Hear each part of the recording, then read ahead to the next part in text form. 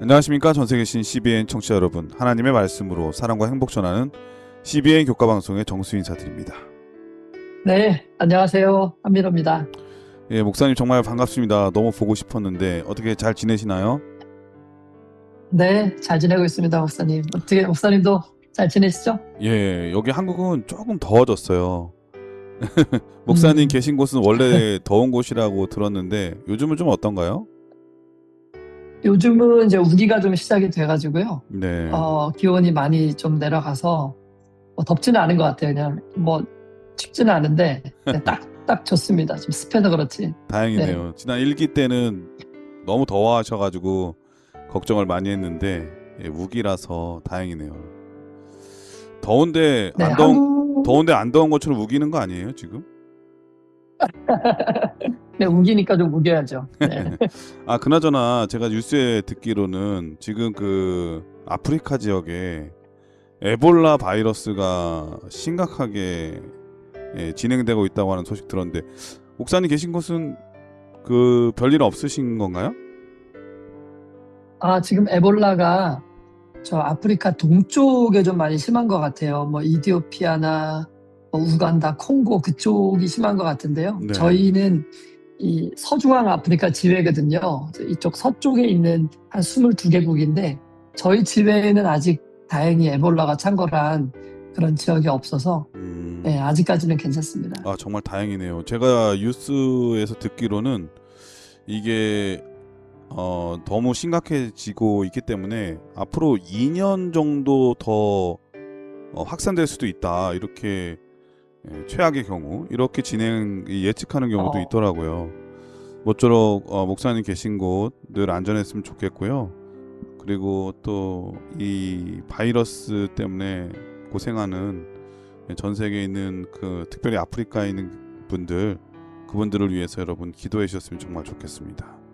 자, 오늘은 2기 맨 마지막 교과 시간인데요. 13가 제목은 영원으로라고 하는 제목입니다. 먼저 기억절 말씀을 읽어드리겠습니다.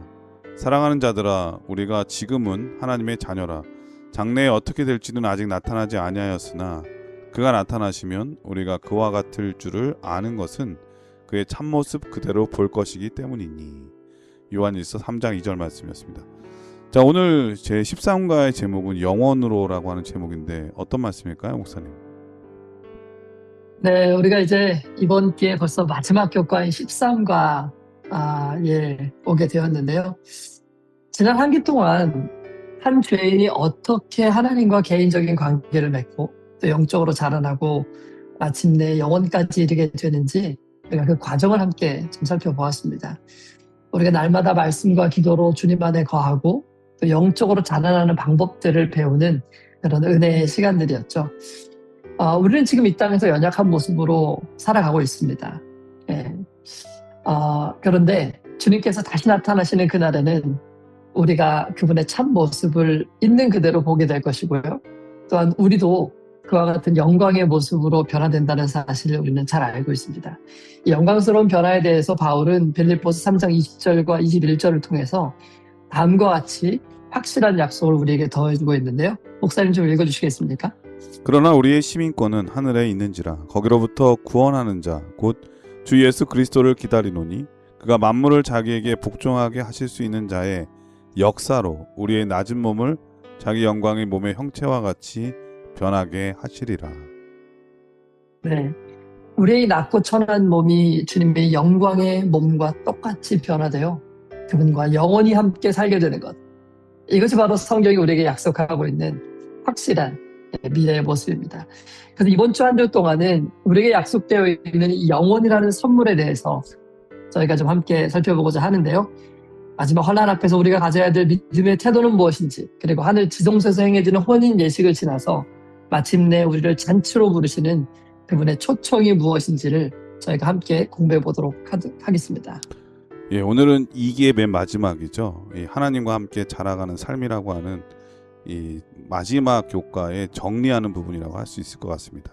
하나님과 자라가는 사람의 가장 최종적인 축복은 영원한 삶이라고 하는 것을 배우게 될 것 같은데요.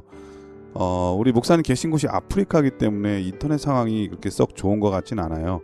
혹시 이 방송이 조금씩 끊기는 부분이 있다 할지라도 여러분들의 넓은 이 양해를 부탁드리도록 하겠습니다. 그럼 말씀에 앞서 참여 듣고 시작합니다. 여기는 말씀의 방송 CBN 코리아입니다.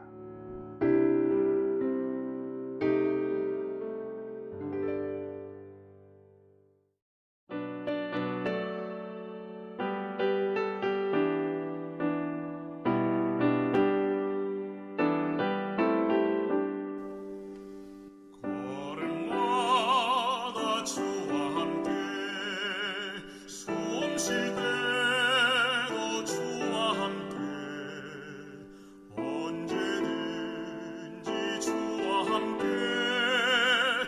내 생활 모두 기도라 기도 시간 기쁨 넘쳐 하늘의 평화 마음에 차고 생명샘물 솟아나네. 예, 찬미 잘 들었습니다. 1월 서지는 오늘을 살라라고 하는 제목인데요. 어떤 말씀일까요? 네, 먼저 교과 질문을 읽어드리겠습니다. 시편 80편은 하나님께 드리는 아름다운 기도이다. 이 시를 읽고 그 중에서 1절로 3절 그리고 14절로 17절, 18, 19절에서 우리 대신에 나라는 단어를 넣어서 읽어보라. 이 시편과 지금의 장소 또 시간 상황이 아무리 다르더라 할지라도 당신은 개인적으로 어떤 점에서 이 시편에 공감할 수 있는가? 목사님께서 방금 전에 언급된 이 교과의 질문처럼 우리라는 단어 대신에 나라는 단어를 넣어서 한번 좀 읽어주시겠습니까? 요셉의 떼를 양떼같이 인도하시는 이스라엘의 목자여 귀를 기울이소서. 그룹 사이에 좌정하신 이여 빛을 비추소서. 에브라임과 베냐민과 므낫세 앞에서 내 구원을 위하여 나를 도우러 오소서. 하나님이여 나를 돌이키시고 주의 얼굴빛을 비추사 내가 구원을 얻게 하소서. 계속 읽을까요? 네, 네. 마- 그리고 그 18절, 19절도 좀 읽어주시면 좋을 것 같습니다. 그리하시면 내가 주에게서 물러가지 아니하오리니 나를 소생하게 하소서. 내가 주의 이름을 부르리이다. 만군의 하나님 여호와여 나를 돌이켜 주시고 주의 얼굴의 광채를 내게 비추소서. 내가 구원을 얻으리이다. 네, 이 구절은 남방유다의 찬양대장이었던 이 아삽의 후손들에 의해서 기록된 것으로 보입니다. 이 시는 아수르에게 위협을 받고 있는 이스라엘에 대한 기도를 시로 표현한 것으로 보이는데요. 당시 북방 이스라엘은 아수르의 위험 앞에 속수무책으로 놓여 있었습니다. 이때 이 시편의 기자는 얼굴을 하나님께로 향하고 간절한 탄원을 하나님께 올려드리고 있는 것입니다. 저는 이 시를 읽으면서 어떤 생각이 들었냐면, 어떤 사람이 정말 복된 사람인가? 예, 가장 복 있는 사람은 어려움과 위험이 없는 평화로운 삶을 보내고 있는 사람들이 복된 게 아니고 어려움과 위험 앞에서 하나님을 찾을 수 있는 사람, 그들이 바로 복된 사람이다라는 생각이 들었습니다. 어떤 사람들은요, 자신의 삶에 큰 어려움과 불행이 찾아와도 결단코 하나님께로 얼굴을 향하지 않습니다. 그들은 세상에서 도움을 찾고 세상적 도움을 구할지는 모르지만 진정한 도움이 하나님께로부터 온다는 사실을 전혀 인지하지 못하는 사람들인 것입니다. 그러나 공경이 처해졌을 때 하나님께로 얼굴을 돌리고 하나님을 의지하고 또 하나님께 도움을 구하는 사람들은 가장 복된 사람들인 것입니다. 왜냐하면 그들은요, 그들이 처한 공경으로부터 구원을 받을 수 있기 때문에 그렇습니다. 그리고 그들이 당한 공경으로부터 구원을 얻게 되었을 때 그들의 삶에는 놀라운 변화들이 일어나게 될 것입니다. 첫 번째로는요, 그들은 하나님께 대한 더욱더 굳건한 믿음을 소유하게 될 것입니다. 그들은 그들이 처했던 공경으로부터 그들의 믿음에 큰 유익을 얻게 된 것이죠. 이것은요, 돈으로 살 수 없는 저는 큰 유익이라고 생각이 됩니다. 네, 둘째로는 그들의 입에는 기쁨과 또 감사가 넘치게 될 것입니다. 평안했을 때 누려보지 못했던 더 큰 감사와 기쁨이 그들의 삶 가운데 있겠죠. 왜냐하면 그들은 그들을 구원하시는 하나님의 놀라운 역사를 경험하였기 때문이죠. 그래서 비록 큰 어려움이 있긴 했었지만은 그들은 그들의 믿음이 자랄 수 있는 기회를 얻었고 또 하나님께 찬양을 돌릴 수 있는 마음을 얻었으니 이보다 더 복된 사람들이 어디 있겠습니까? 자, 그런데요, 여기 한 가지 궁금증이 생깁니다. 왜 이번 주 교과, 우리 특별히 이 영혼이라는 주제를 이제 공부하고 있는데 왜 첫날 일요일 교과에서 이 본경을 묘사하고 있는 시편 80편의 내용을 다루고 있을까? 이것이 제 첫 번째 그 질문이었어요. 우리가 공부해야 될 내용은 마치 재림이나 영생, 어떤 이런 주제를 다뤄서 공부하는 게 맞을 것 같은데 말이죠. 저는요, 이 이유를 마지막 날의 사건에 대한 그런 예언들에서 한번 찾아봤습니다.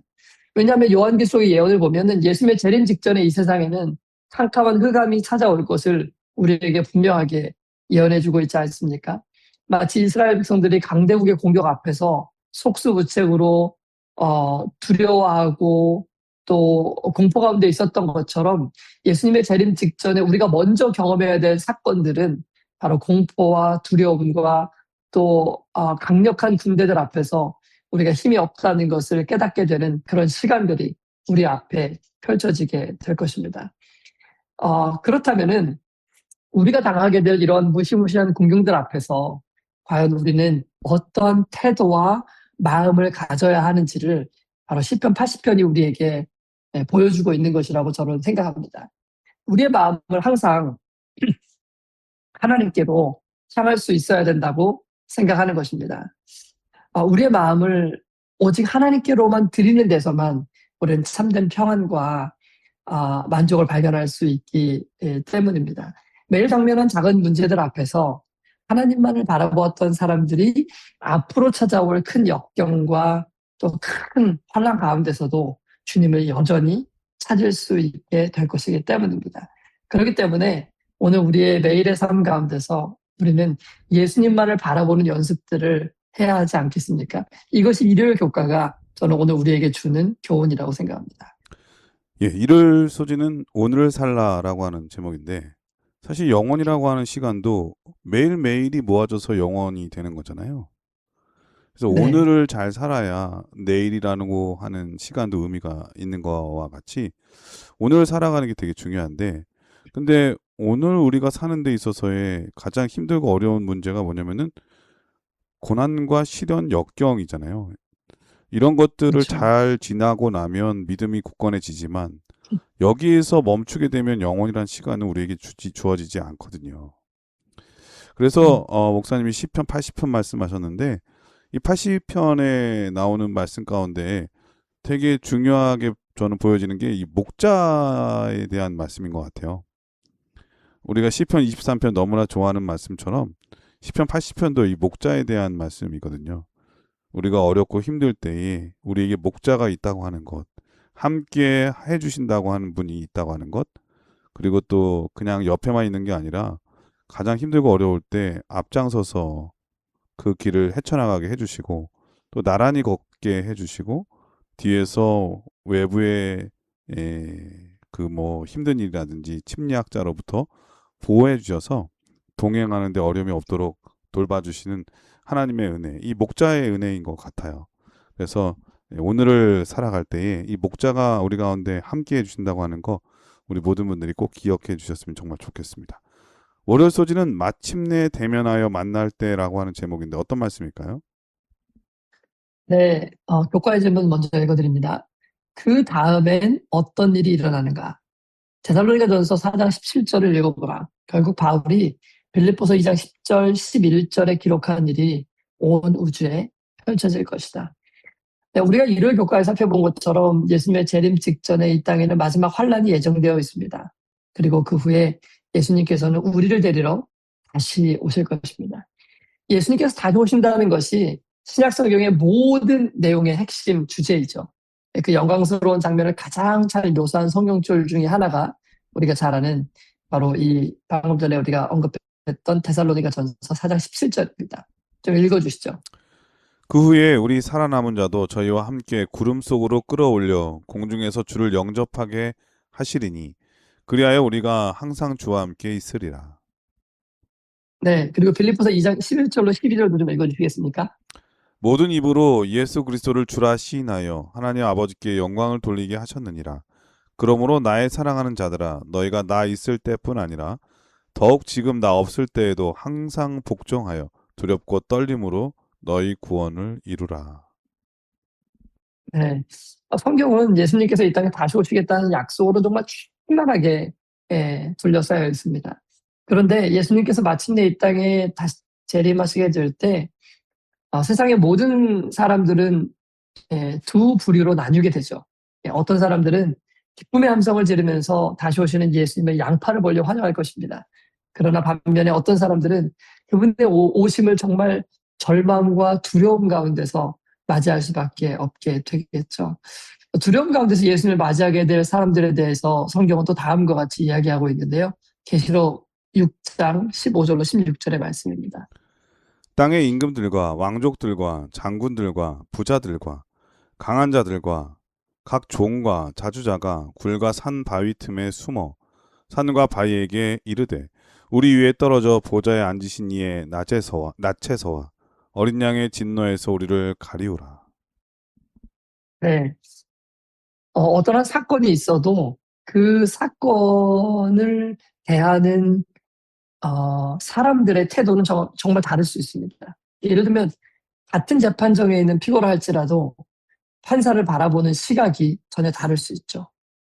어떤 사람에게는 판결의 시간이 매우 두렵고 또 공포스러운 시간일 수도 있습니다. 그러나 어떤 사람들에게는 그 시간이 그토록 고대해온 시간일 수도 있는 것이죠. 저에게 가장 인상 깊었던 그 뉴스 중에 하나가 뭐냐면요. 목사님 그거 기억나시는지 모르겠어요. 이 화성살인 사건에 누명을 쓰고, 이제 감옥에 옥살이를 했던 윤석열라는 분 혹시 기억나시는지 모르겠어요. 그 네. 윤성현은 제가 이분이, 생각이 안 나고 그 억울하게 네. 누명 쓴 분이 이춘재라는 사람이잖아요. 아니요. 그분이 진범이었어요. 아, 네. 이춘재가 준범이었네요. 그분이, 그 사람이 이제 진범이었고, 예. 그 사람이 이제 그 자기가 진범이었다라고 자백을 해준 덕분에 사실은 윤석열 씨가 이제 재심을 받을 수 있게 됐죠. 아, 그러니까 그런 거군요. 경찰에 이제 강압 수사가 있었고 또 그것 때문에 허위 자백을 했고, 그러니까 자기가 이제 짓지도 않은 죄 때문에 무기징역을 선고받아서 20년 동안 복역했던 분이 바로 이 윤석열라는 분입니다. 2020년 12월 17일에 최종적으로 무죄 판결을 받았다라고 그러더라고요. 2020년 12월 17일을 한번 생각해 봤어요. 이 윤석열라는 분이 법정에 섰을 때 판사 앞에서 그가 아마 가장 행복한 사람이 아니었겠습니까? 왜냐하면은 굉장히 이례적으로 검사도 사과를 했다 그래요. 거의 그런 일들은 없는데 검사마저도 그에게 이제 사과를 했다고 하니까요. 아마 그 판결을 내리는 그날은 그 법정에서 그가 서 있는 동안 정말 최고로 행복한 순간이 아니었겠습니까? 그를 두르고 있었던 모든 누명이 깨끗하게 완벽하게 벗겨지는 순간이었기 때문이죠. 그는 누명을 쓰고 그 긴 시간을 보내야만 했죠. 근데 지금 열린 이 재판의 목적은 뭐냐면 그 누명을 벗겨주기 위한 재판이었던 것입니다. 저는 예수님의 다시 오심이 바로 이러한 사건이라고 생각합니다. 예수님께서 이 땅에 다시 오시는 목적은 우리의 억울함을 벗겨주시기 위함이라고 생각해요. 사단이 우리로 하여금 죄를 짓도록 유혹했고 또 죄를 지은 후에는 죄책감 가운데서 하나님을 거절하도록 우리를 속여왔습니다. 그러나 하나님께서는 죄 짓고 죄책감 가운데서 두려워하는 인류를 찾아오셔서 그 모든 죄의 책임을 그분이 친히 져주시겠다고 약속을 주셨던 것입니다. 그래서 누구든지 더 이상 사단의 속임수에 머물러 있지 않고 하나님께 급으로 고개를 향하고 도움을 구하는 모든 사람들의 누명을 벗겨주시고 영원한 생명을 누릴 수 있도록 해주시겠다는 약속을 우리에게 주신 것이죠. 그래서 오늘 우리는 그날 예수님께서 다시 오실 때 우리의 모든 억울함을 풀어주실 그날을 고대하며 살아가고 있는 것이죠. 주님을 다시 만나게 될 그때에 그래서 우리는 주님의 품에서 한없이 기뻐하게 될 것입니다. 주님께서 우리에게 무죄를 선언하시고 예수님의 피로 우리가 깨끗함을 입고 하늘에 들어갈 자격이 있다는 것을 공표하실 때 그때 온 우주는 함께 기뻐하게 될 것입니다. 그러므로 예수님의 다시 오신다는 이 소식이 우리에게는 정말 두려움의 소식이 아니고 너무나도 기쁜 소식이 되어야 되지 않겠습니까? 예. 그러나 여전히 사단의 속임수에 빠져서 자신의 죄 가운데 남아있는 사람들에게는 그날이 가장 불행한 날이 될 수밖에 없을 것입니다. 왜냐하면 아무도 그 자신을 구해줄 사람이 없을 것이기 때문이죠. 그러니 여러분, 오늘 우리에게 여전히 주어져 있는 이 시간 동안에 우리가 해야 될 일이 무엇일까요? 그것은 우리를 구속하시기 위하여 생명을 주신 예수님의 피를 의지하는 일이 아니겠습니까? 그리고 우리의 삶을 전적으로 주님께 드리는 일이 아니겠습니까? 그렇게 한다면은 마침내 우리가 주님을 대면하여 만날 때 우리 모두에게 기쁨이 충만한 그날이 될 것입니다. 그런 하나님의 은혜가 여러분과 저의 삶에 충만하게 되기를 간절히 소원합니다. 이 월요일 서지는 마침내 대면하여 만날 때라고 하는 제목인데, 억울하면 억울할수록 그 억울함을 풀어줄 수 있는 분을 만난다고 하는 것은 기쁨이자 설레임이죠. 제가 거꾸로 알았는데 그 이춘재라고 하는 사람이 진범이었군요. 그 네. 사람이 이제 자백을 네. 통해서 그러면은 그 억울하게 옥살이한 사람 윤성열라고 하는 사람이었군요. 근데 그분이 제가 알기로는 그 장애를 갖고 있는 분 아니신가요? 이 맞아요. 정신지체인가 이게 좀 그 지력이 좀 낮아서 완전히 억울하게 그냥 막 강압적 수사로 자백할 수밖에 없게 된 걸로 제가 알고 있는데 보니까 네, 정신지체는 아니었던 것 같고요. 네. 정신지체는 아니었던 것 같고 그냥 이제 그 몸이 좀 불편한 부분이 있었던 것 같아요. 그렇군요. 어쨌든 그 억울하게 20년 가까이 옥살이를 했잖아요. 네, 맞아요. 그러니까 자기가 저지르지도 않은 죄 때문에 억울하게 옥살이를 할 때 이게 다시 재판이 열린다고 하는 것은 그에게는 축복이었겠습니다. 예, 마찬가지로 우리 예수님을 믿는 모든 분들은 예수님의 재림의 날이 이런 날이겠죠. 그동안 신앙적으로 믿음으로 열심히 살던 우리들, 때로는 믿음 때문에 억울한 일도 당하고 믿음 때문에 힘든 일도 있었는데 이런 모든 것들이 마침내 주님과 대면하게 된 그날에 우리의 모든 억울함이 풀리고 또 영원으로 이어지는 그 상급의 축복을 우리 모두 받게 되기를 예수님의 이름으로 축원드립니다. 화요일 서지는 신부라고 하는 제목인데요. 어떤 말씀일까요? 네, 먼저 교과의 질문 읽어드립니다. 요한계시록 21장 9절로 11절을 읽어보라.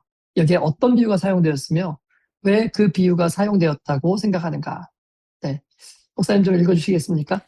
7대접을 가지고 마지막 7재앙을 담은 7천사 중 하나가 나와서 내게 말하여 가로되 이리 오라. 내가 신부 곧 어린 양의 아내를 내게 보이리라 하고 성령으로 나를 데리고 크고 높은 산으로 올라가 하나님께로부터 하늘에서 내려오는 거룩한 성 예루살렘을 보이니 하나님의 영광이 있음에 그 성의 빛이 지극히 귀한 보석 같고 벽옥과 수정같이 막더라. 네, 감사합니다. 이 요한계시록에서 천사는요, 이 요한에게 이제 그 높은 데로 데리고 가서 신부 곧 어린 양의 아내를 보여주겠다고 이야기를 합니다. 그러면서 보여주는 게 뭐냐면 하늘로부터 내려오는 거룩한 성 예루살렘을 보여줘요. 그러니까 다시 말하면 요한계시록이 말하고 있는 신부는 누구냐? 거룩한 성 예루살렘이라는 것입니다. 여기서 우리는 약간 좀 의아해할 수 있죠. 어떻게 신부가 예루살렘 이 성이 될 수가 있지? 예. 저도 사실은 이것 때문에 꽤나 긴 시간 동안 좀 고민을 했었는데요. 여기서 우리는요, 성경과 예언의 신 전반에 걸쳐서 흐르는 이 몇 가지 중요한 개념들을 좀 이해할 필요가 있습니다. 첫 번째 중요한 개념이 뭐냐면, 방금 전에 말씀드린 것처럼 성경에서 말하는 신부는요, 예루살렘 성, 즉 하나님의 나라를 상징하는 개념이라는 것을 먼저 이해할 필요가 있어요. 두 번째는 그렇기 때문에 이제 어린 양이 신부와 혼인하는 이 혼인 예식, 이것은 예수님께서 조사 심판을 통해서 그분의 나라와 백성들을 얻으시는 것, 그 나라를 얻게 되는 그것을 바로 혼인식으로 성경과 연애신을 상징하고 있다는 거예요. 이게 굉장히 좀 의아해하시는 분들이 좀 있을 수 있습니다. 예, 그러니까 성경이 말하는 혼인식이라는 게 뭐냐? 조사 심판의 과정을 통해서 예수님께서 당신의 나라, 하나님의 백성들을 받으시는 그 사건을 혼인식으로 비유했다고 이해를 하시면 될 것 같아요. 자, 세 번째로, 그러면 혼인식이 맞춰지면, 즉 예수님께서 당신의 백성과 나라를 얻으시는 그 과정, 조사 심판이 끝나면 예수님께서 혼인 잔치를 위해서 이 땅에 강림하시는 거예요. 그러면은 이 땅에서 이 혼인 예식 잔치에 참여하기 위하여, 혼인 잔치, 예식이 아니고 잔치에 참여하기 위하여 준비된 예복을 갖춰 입은 사람들이 혼인 잔치에 신부로서가 아니라 하객으로 참여하게 된다는 것입니다. 이게 지금 성경과 예언해진 전반에 걸쳐서 흐르는 개념이에요. 자, 이걸 제가 조금만 더 한번 구체적으로 설명을 좀 드려보겠습니다. 그러니까 성경과 예언해진 얘기하고 있는 것은 여러 가지, 4가지 단어가 있는데 이 개념을 명확하게 알아야 돼요. 혼인이 뭐냐? 신부가 누구냐? 혼인잔치가 뭐냐? 그 다음에 하객이 누구냐? 하는 것들을 알아야 되는 거죠. 이 비유들로 정교하게 들어가게 되면은 이 4가지 단어들이 우리가 이해해야 될 앞으로의 사건들, 중요한 사건들을 심도 있게 이해할 수 있도록 도와주는 비유라는 사실을 우리가 깨닫게 되는데요. 어떤 사건들에 대한 비유냐면 첫 번째로 이 큰 틀을 이해하는 거예요. 첫 번째로 예수님의 십자가 사건이 있었죠. 두 번째로는 예수님께서 하늘로 승천하셔서 성소의 봉사를 진행하시게 되셨습니다. 세 번째로는 성소 봉사가 마쳐지고 지성소로 들어가셨죠. 그 다음에 4번째로 예수님께서 지성소 봉사가 마쳐진 다음에 칠재앙이 임하고 그리고 예수님께서 지상에 다시 강림하시는 사건이 일어나게 됩니다. 그 다음에 천년기가 시작되고 마지막으로 새하늘과 새 예루살렘이 하늘에서 땅에 내려오는 것을 볼 수 있어요. 이 6단계로 제가 나눠 보여드린 것입니다. 자, 이것을 우리가 지금 알고 있었던 신부와 혼인과 혼인잔치와 하객에 대한 비유로 다시 한번 설명을 해보겠습니다. 자, 예수님께서 십자가에서 신부를 데려오기 위하여 지참금을 지불하시고 정혼을 맺으신 거예요. 자, 그러니까 십자가 사건은 지참금을 지불하고 이제 결혼 약속을 체결한 것입니다. 자, 두 번째, 그 다음에 신부를 곧바로 데려가는 게 아니에요. 예수님께서 하늘로 승천하시면서 내가 신부를 데려가기 위해서 살 집을 준비하겠다고 하시고 하늘로 가심으로써 집을 준비하는 성소 봉사 사업을 시작하신 거예요. 자, 그 다음에 성소 봉사 사업이 다 마쳐졌습니다. 집이 마련된 거예요. 이제는 공식적으로 나라와 권세를 위임받아서 신부의 명단을 최종 확정하고 하늘 지성소 조사 심판을 진행하게 되는 것입니다. 이 기간을, 그러니까 하늘의 조사 심판이 진행되는 과정, 이 과정을 끝으로 공식적으로 나라와 권세를 위임받는 것이기 때문에 성경이 말하는 이 혼인 예식의 기간은 바로 조사 심판의 기간으로 이해할 수가 있게 되는 것입니다. 이 조사 심판의 과정을 통해서 예수님께서는 당신의 백성과 나라를 확정받는 거예요. 이것을 혼인 예식으로 비유한 것입니다. 자, 이제 예수님께서 나라를 받으셨죠. 혼인 예식이 치러졌죠. 그렇기 때문에 잔치를 위해서 이 땅에 강림하시게 되는 거예요.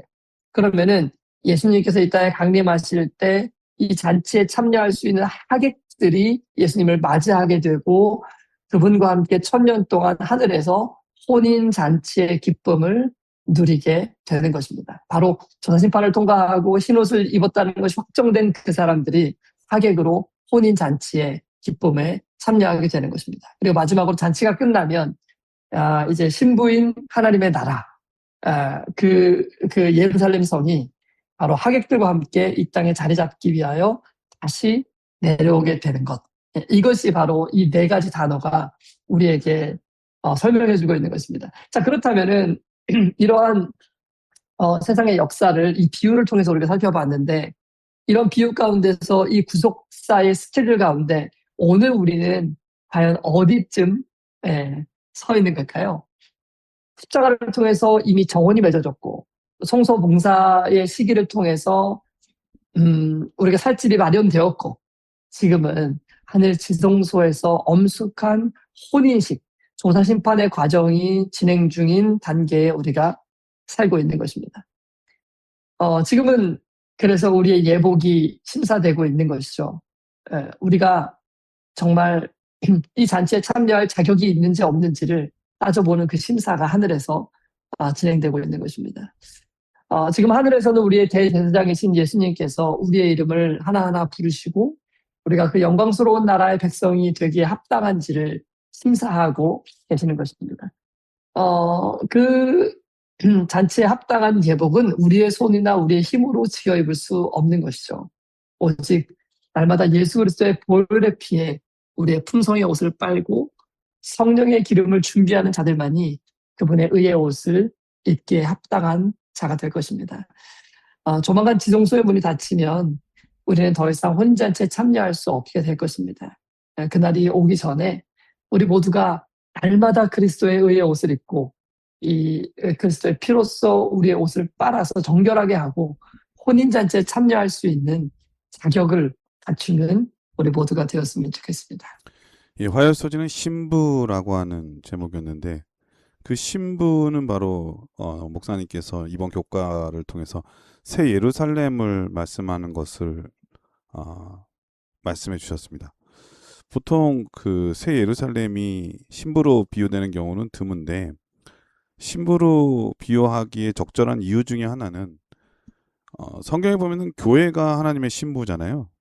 그리고 그 교회를 향해서 순결하고 단정한 처녀로서 새 예루살렘에 들어갈 것이 예언되어 있기 때문에 새 예루살렘을 신부로 얘기하는 것은 너무나 당연한 논리인 것 같은 생각이 듭니다.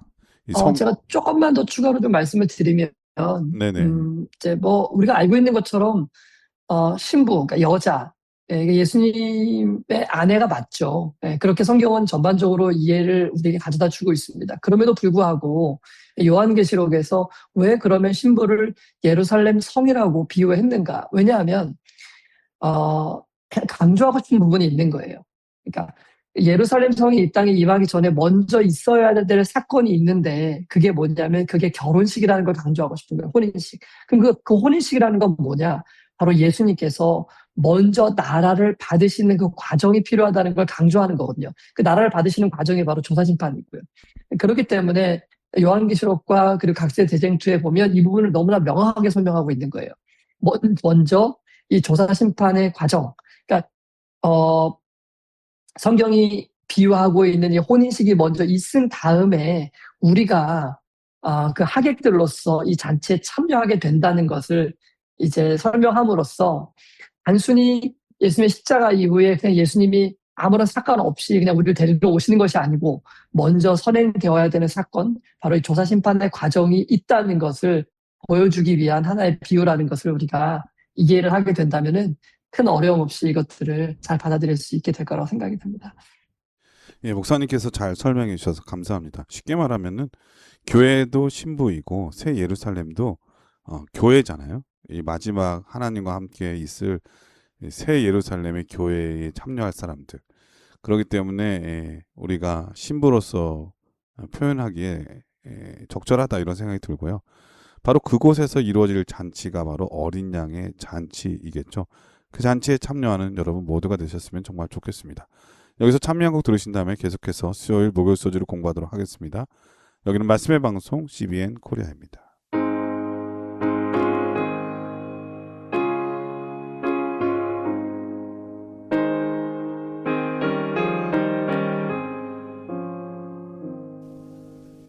귀한 약속 나의 맘에 항상 흘러넘치네 나의 곁에 사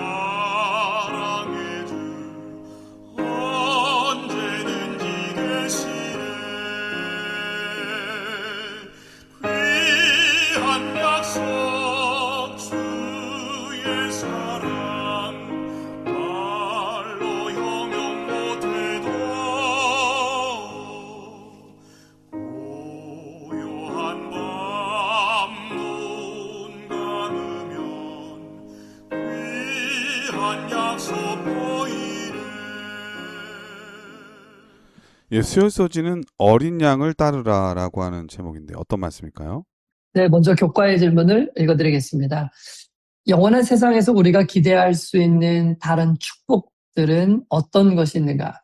이사야 25장 8절, 요한계시록 7장 17절, 요한계시록 21장 4절을 읽어보라. 이 성경절을 읽기 전에 제가 목사님께 질문 하나 드리겠습니다. 뭐 여러 가지가 있겠지만은 하늘나라에 없는 것 하나 뭐 있을까요?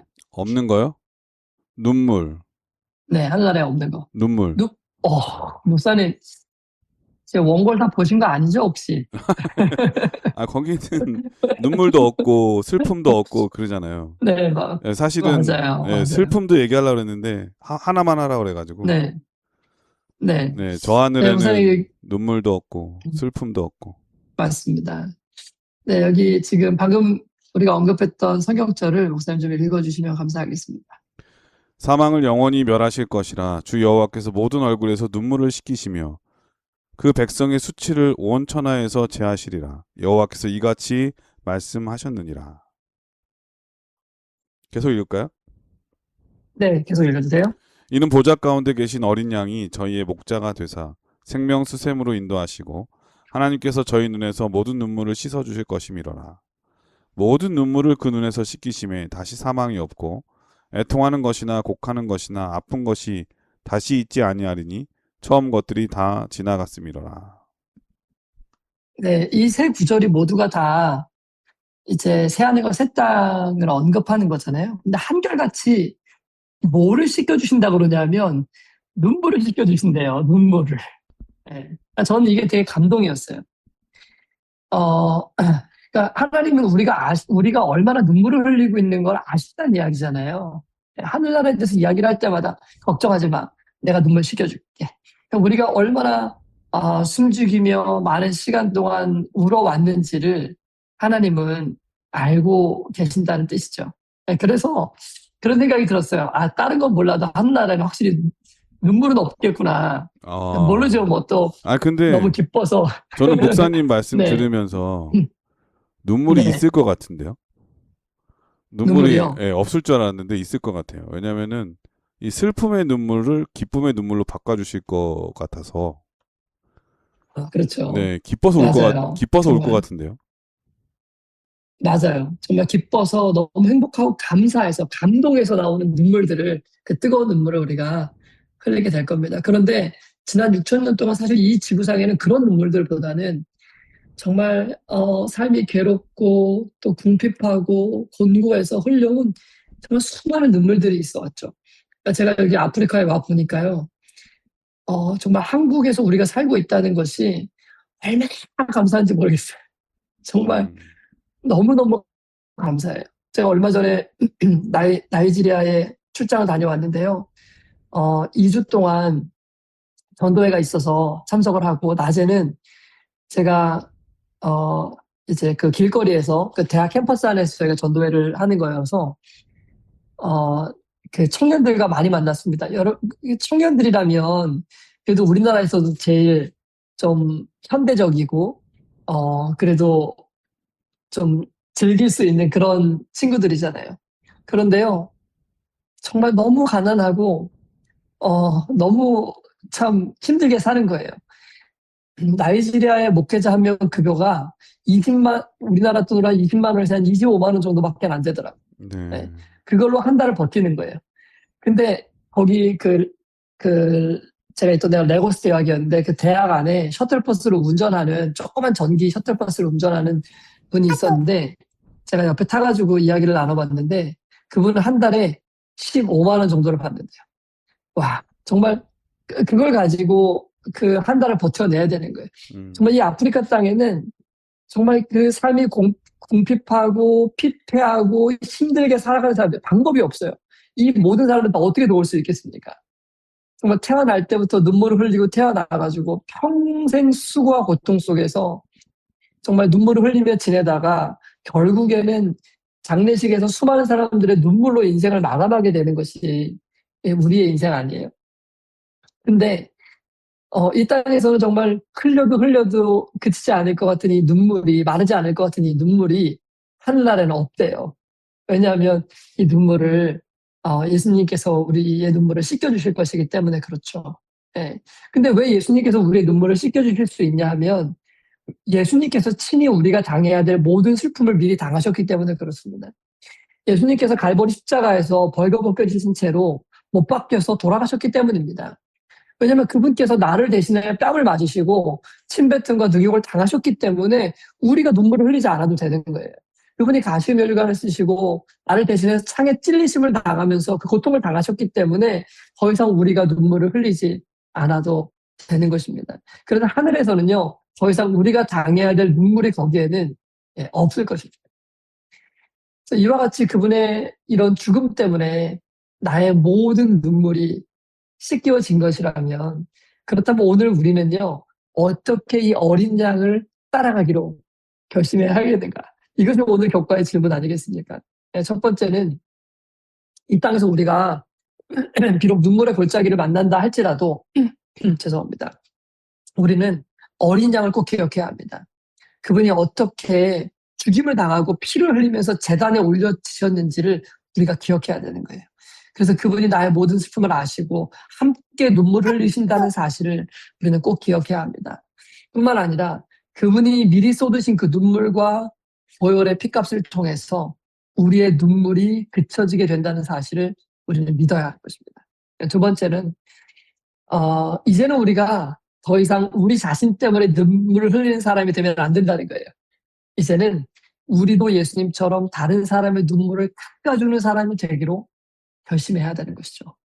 그래서 예수님께서 우리의 눈물을 닦아주시기 위해서 그 고통을 감당하셨던 것처럼 우리도 다른 사람들의 눈물을 닦아주시기 위해 예수님과 같이 그 희생의 길을 걸어가는 것이 맞지 않겠습니까? 그 길이 힘들더라도 그것이 어린 양 되시는 예수님께서 걸어가신 길이라는 사실을 우리는 결코 잊지 않으면서 그 길을 따라가는 것이 정말 중요할 것입니다. 우리 주변에 돌아보면요, 비단 아프리카뿐만 아니라 한국도 마찬가지입니다. 우리 주변에 남몰래 숨죽이고 눈물을 흘리는 그런 사람들이 정말 얼마나 많이 있는지 몰라요. 예. 근데 여러분, 우리가 꼭 기억했으면 좋겠습니다. 이 6,000년의 눈물의 역사, 눈물로 범벅이 되어 있는 이 역사는 곧 끝날 것입니다. 그리고 우리 눈앞에 다가올 영원한 세상은 단순히 사망과 고통이 없는 것뿐만 아니고 우리를 위해 생명을 주신 어린 양이 목자가 되어주시는 사랑의 나라, 눈물이 없는 그런 나라일 것입니다. 그러니 오늘 하루 혹시 우리의 삶의 무게로 인해서 눈물을 흘리는 분들이 계시다면 우리의 시선을 땅을 바라보지 말고 이미 2000년 전에 갈보리 십자가에 달려 돌아가신 예수 그리스도를 바라보는 우리 모두가 되었으면 좋겠습니다. 나를 위해 그 슬픔의 왕이 되신 그 예수님을 우리가 기억했으면 좋겠습니다. 그리고 우리가 주님의 손을 꼭 잡고 어린 양 되시는 예수님께서 어디든지 인도하는 대로 우리가 따라가는 우리 모두가 되기를 간절히 바랍니다. 예, 수요일 소지는 어린 양을 따르라라고 하는 제목이었는데 결국 그 하나님과 함께 자라가는 삶의 모습은 어린 양이 어디로 인도하든지 따라가는 삶이잖아요.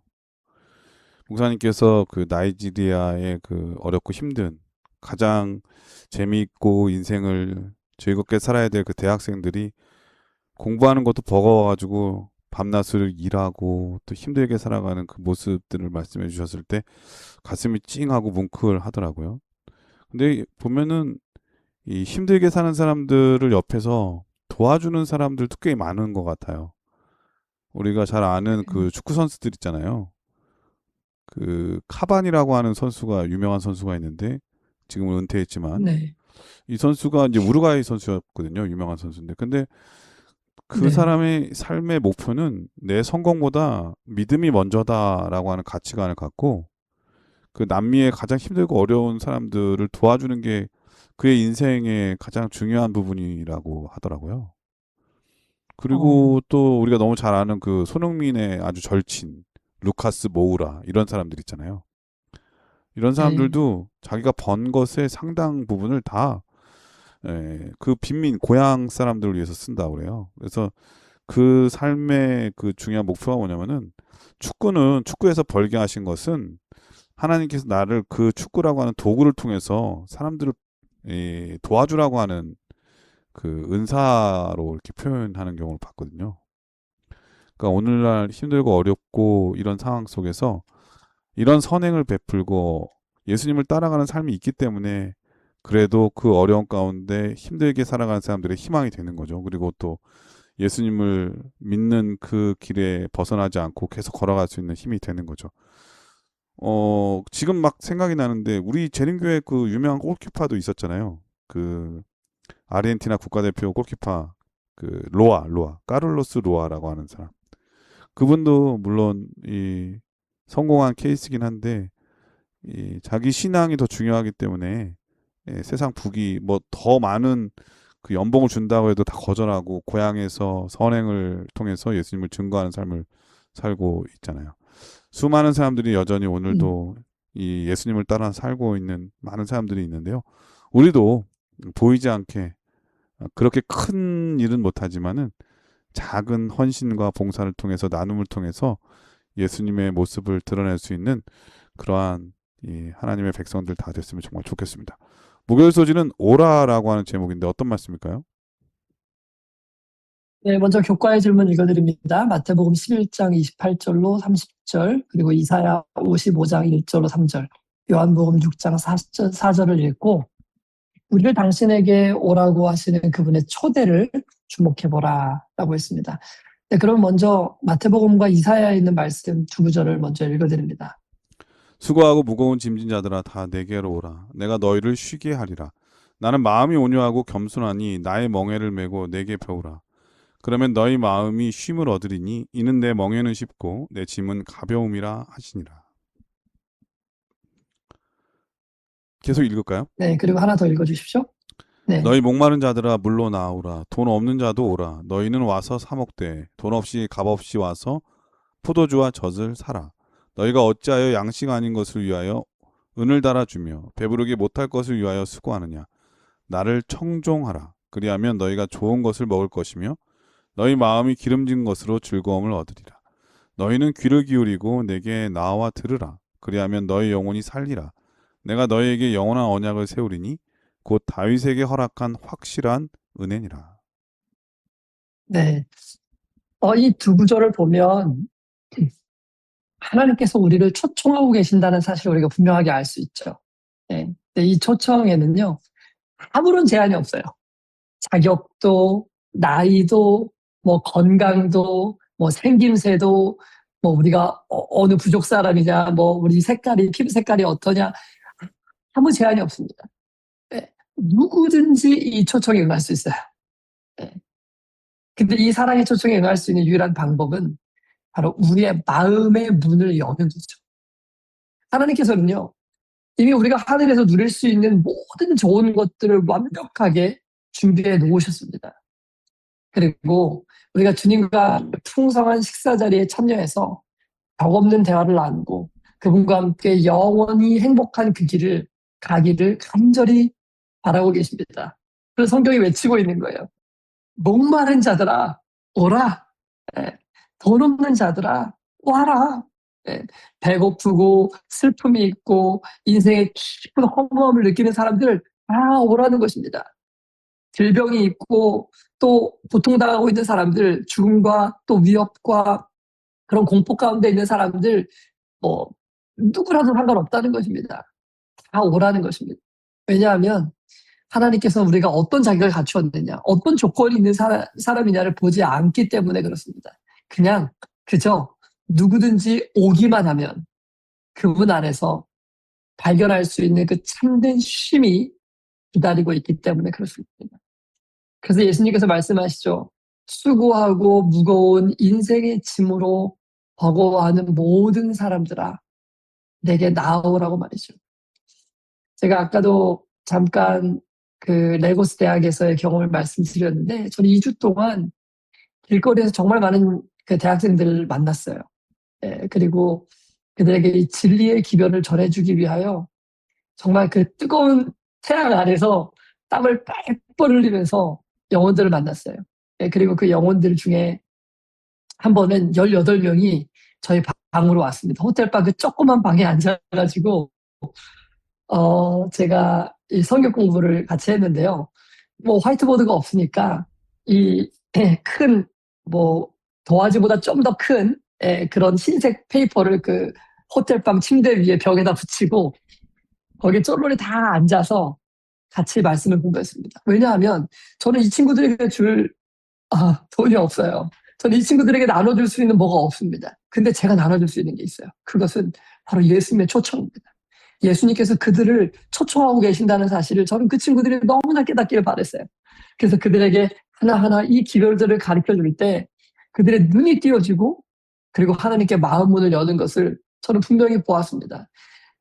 우리가 이때 이상에서 사람들에게 나눠줄 수 있는 것은 꼭 물질적인 것만이 아니라고 생각해요. 그것은 진정한 마음의 평안입니다. 진정한 기쁨입니다. 그리고 예수님께서 우리를 위하여 어떻게 십자가를 지고 죄 용서를 주셨는지를 그들에게 알려주는 것이라고 저는 생각해요.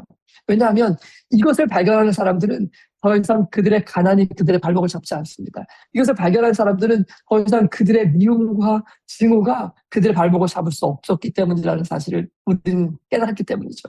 지나온 이 인류 역사 가운데서 수많은 믿음의 선배들이 예수님 안에서 바로 이 평안을 발견했습니다. 이 세상이 줄 수 없는 그런 만족을 맛보았고 이 세상에서는 결코 찾을 수 없는 그런 행복을 예수님 안에서 찾은 것이죠. 그래서 누구든지 오기만 하라는 것입니다. 예. 우리가 그분께 나아가야 되지 않을 이유를 우리는 단 한 가지도 발견할 수 없을 거예요. 예.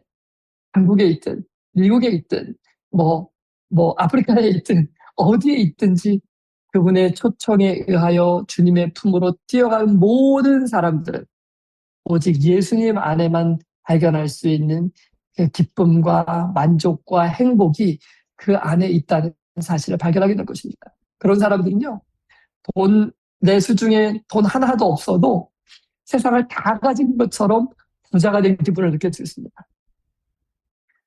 사랑하는 우리 CBN 청취자 여러분, 이제 바야흐로 이 6,000년의 죄악의 역사가 맞춰지려고 하는 이 마지막 시간 앞에 우리가 서 있습니다. 우리가 앞서 교과에서 배운 것처럼 하늘의 지성소에 이 혼인심판이 마감되고 마지막 자비의 문이 닫히려고 하는 이 시간에 우리가 서 있는 거예요. 그러나 감사한 것은 아직은 닫히지 않았습니다. 아직은 늦지 않았어요. 바로 지금이 마지막 기회입니다. 우리의 마음 문을 열고 예수님을 우리의 마음속에 온전한 구주로 모셔 드릴 수 있는 마지막 기회인 거예요. 그러니까 이 방송을 듣고 계시는 분들 중에는 그 어떤 분이라도 여러분 이 초청에서 자신의 마음을 닫지 않게 되기를 간절히 바랍니다.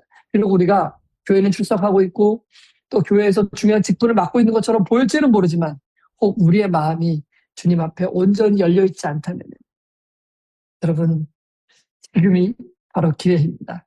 우리는 조만간 베풀어질 그 영광스러운 하늘 혼인잔치에서 주님이 우리를 위하여 예비하신 모든 축복들을 영원히 누리게 될 것입니다. 그러니까 더 이상 미루거나 지체할 시간이 없습니다.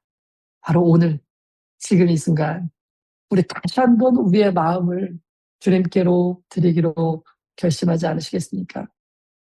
혹시 우리의 삶 가운데 여전히 내려놓지 못한 어떤 완고한 자아가 있다면, 어떤 죄악들이 있었다면, 미움이 있었다면, 용서하지 않는 것들이 있었다면, 그것들이 우리의 앞길을 가로막고 있었다면 오늘 이 시간 지금 주님 앞에 이 모든 무거운 짐을 내려놓기로 결심하지 않으시겠습니까? 그렇다면 예수님께서는 우리의 마음을 여시고 우리 안에 들어오실 것입니다. 그분께서 이미 십자가에서 베푸신 무한한 용서를 믿음으로 취하고 다시 한번 그분을 우리의 마음의 주인으로 우리가 모셔드린다면 우리는 주님께서만 주실 수 있는 참된 평안과 기쁨을 누릴 수 있게 될 것입니다. 오라 하고 부르시는 대가 없는 자비의 초청 안으로 우리 모두가 기쁨으로 걸어 들어가는 저와 그 여러분이 되기를 간절히 소원합니다. 예, 목요일 서지는 오라라고 하는 제목이었는데 이 목사님께서 이 말씀 중에 오라라고 하는 그 목소리에 이 간절함과 그리고 또 그 애정이 사랑이 이렇게 묻어 있어서 그런지 더 이 호소력이 있는 것 같아요. 오라라고 하는 그 말 한마디에 저한테도 그 정도 들리니까 이 목사님께서 방송 중에 말씀하신 그 나이지리아 그 대학생들 그 힘들게 공부하는 그 학생들에게 이 초청하는 이 목소리는 더 호소력 있게 다가와서 목사님의 호텔방으로 그렇게 모여들지 않았을까 그런 생각이 듭니다. 뭐라도 더 주고 싶어하는 그 목사님의 그 간절함을 제가 엿볼 수 있었는데요. 아마 은과 금은 주지 못했다 할지라도 그 어떤 것보다 더 소중한 그 예수 그리스도를 가르쳐 주셨기 때문에 하나님께서 그 나이지리아 대학생들에게 그보다 더 큰 축복으로 임해 주시지 않았을까 그런 생각이 듭니다. 우리도 목사님의 말씀처럼 지금 초청 받았을 때가 가장 중요한 기회이잖아요. 보면은 성공한 사람들은 항상 그 기회를 놓치지 않는 사람인 것 같아요. 기회는 아무 때나 있는 게 아니잖아요. 문이 열려 있을 때 들어가야 그것이 기회인 것이지요. 문이 닫힌 다음에는 아무리 두드려도 열리지 않는 노아 방주의 문처럼 그때 슬피 울고 또 후회해봐야 아무 의미가 없는 것 생각해 보면서 오늘 내가 살아있을 때 오늘이라고 하는 시간이 주어졌을 때 그 초청에 응하고 다른 사람을 또 오라고 초청할 수 있는 우리 모두가 되어야 하겠습니다. 목사님께서 이번 교과를 간략하게 정리해 주시고 기도하고 마치도록 하겠습니다. 네, 우리는 정말 이번 한 주 동안 영혼으로라는 제목으로 말씀을 살펴봤죠. 그리고 이 한 기 동안 우리가 어떻게 개인적으로 예수님과 이 영혼 가운데 들어갈 수 있는 그 여정길, 그 방법들을 우리가 한 기 동안 자세하게 살펴본 것입니다. 근데 참 감사한 것은 정말 하나님께서는 우리가 이렇게 해도 죄되고 이렇게 해도 더럽고 이렇게 해도 부족하고 연약함에도 불구하고 우리를 여전히 초청해 주시고 계신다는 사실이에요.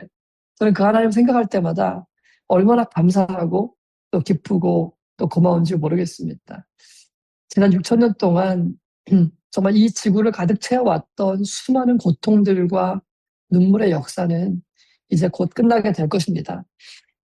우리 눈앞에 다가올 영원한 세상은 단순히 사망과 고통만 없는 것 아니고 우리를 위해 생명을 주신 어린 양이 목자가 되셔서 정말 영원토록 사랑하고 행복한 그런 나라가 될 것입니다. 더 이상 미루거나 지체할 시간이 없는 거죠. 바로 오늘 지금 이 순간 하늘의 지성소문이 닫히기 전에 우리의 마음 문을 열고 예수님을 온전히 우리 마음속에 모셔드려야 할 것입니다.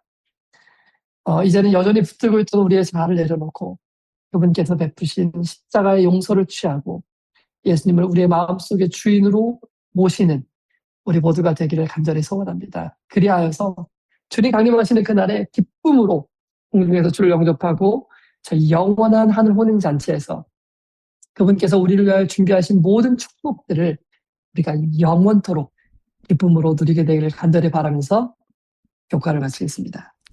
예, 목사님의 기도로 교과를 마치도록 하겠습니다. 은혜로우신 하늘에 계신 하나님 아버지, 세상에 있는 수많은 고통당하는 사람들을 생각할 때마다 우리의 가슴도 이렇게 저미어 오는데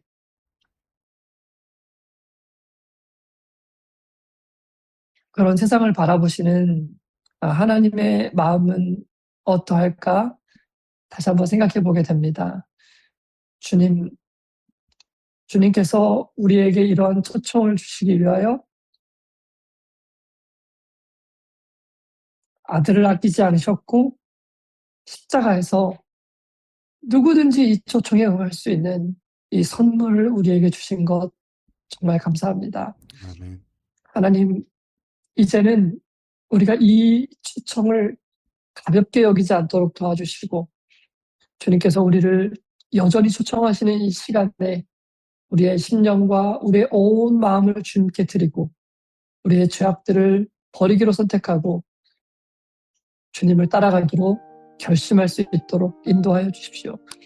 이 방송을 들으시는 분들 중에 단 한 분만이라도 그 결심 가운데로 나아오고 다시 한번 주님께로 우리의 시선을 향하고 주님을 바라본다면 주님의 놀라운 사랑과 은혜가 그 사람 가운데서 충만히 역사하게 될 줄 믿사오니 하나님 또다시 우리에게 주신 이 귀한 생명의 기간 동안 우리가 오직 다시 오시는 주님을 위하여 준비하는 가운데 살아가기에 부족함이 없는 저희 모두가 될 수 있도록 인도하여 주십시오. 아멘. 베푸신 모든 은혜에 감사합니다. 예수님의 이름으로 기도합니다. 아멘. 아멘. 네, 전 세계 계신 CBN 청취자 여러분, 이 브라질 축구 선수 중에 그 골키퍼인데 이 빅토르 레스 헤이상이라고 하는 축구 선수가 있다고 해요. 우리 재림 교인인데 2015년에 침례를 받았다고 하는데요. 이분이 축구 선수를 하면서 이 안식일을 지키기 위해서 팀을 찾는데 금요일 해질 때부터 안식일 해질 때까지 출전을 보장해 줄 수 있는, 그리고 교회를 갈 수 있게, 그러니까 출전하지 않도록 하고 교회를 갈 수 있게 해주는 팀과 계약을 하겠다고 해서 어려움을 많이 겪었는데 그의 신앙을 너무나 존중했던 한 팀에서 그를 계약해 주었고, 그 일을 통해서 수많은 젊은 사람들이 예수님을 깨닫게 되고 우리 재림교인이 됐다고 하는 얘기를 들었거든요. 그가 뉴스에서 이런 간증을 했다고 합니다. 이러한 인터뷰를 했다고 해요. 나의 축구 선수로서의 재능은 그것이 곧 나의 선교지입니다. 예, 오늘 우리에게 주어진 모든 것들은 다 하나님의 선물이고, 이 모든 것들은 나만을 위해서가 아니라 다른 사람을 구원하기 위해서, 다른 사람의 행복과 구원을 위해서 쓰임 받도록 하는 하나님의 좋은 선물이라고 하는 거 기억하면서, 우리도 우리 목사님께서 호소를 읽게 지금 말씀하신 것처럼 다른 사람을 오라고 초청할 수 있는 영혼 구원의 이 선교사들이 다 됐으면 정말 좋겠다는 생각이 듭니다. 지난 한 기 동안 수고해 주신 우리 김성진 목사님, 우리 전정민 목사님, 박성원 목사님, 우현주 목사님, 우리 한민호 목사님 진심으로 감사를 드리고요. 유튜브에서 볼 수 있도록 도움을 주신 우리 김영주 목사님과 우리 홈페이지를 잘 관리해 주시는 우리 정일공 목사님께도 감사의 말씀을 드립니다. 무엇보다도 이 방송을 매주마다 청취해 주시는 우리 청취자분들 너무너무 진심으로 감사를 드리고요. 저희는 다음 주에 또 새로운 교과를 가지고 찾아뵙도록 하겠습니다. 안녕히 계십시오. 안녕히 계세요.